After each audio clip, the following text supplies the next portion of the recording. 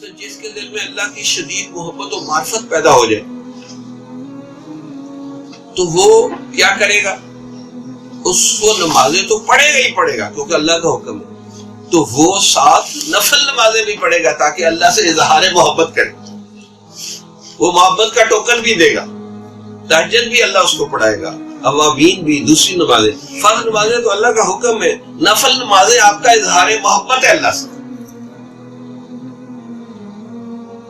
اسی طرح اس بندے کو اللہ کے ساتھ ایسی محبت ہو جائے گی کہ اللہ کی ذات سے بھی محبت ہوگی، اللہ کے نام سے بھی محبت ہوگی، اللہ کے کلام سے بھی محبت ہوگی، جن چیزوں کی طرف اللہ کی نسبت ہے ان سے بھی محبت ہوگی، کتاب اللہ، رسول اللہ، کعبۃ اللہ، رجال اللہ، یہ اللہ کی محبت کی علامتیں ہیں۔ یعنی یہ محبت کے کمالات بندے کو اس وقت حاصل ہوتے ہیں جب اللہ کی نسبت کی چیزوں سے بھی محبت ہے۔ عمل کے اپنے اساس کیا ہے، بجز ندامت کے پاس کیا ہے، رہے سلامت تمہاری نسبت، ہمارا تو بس آسرا یہی۔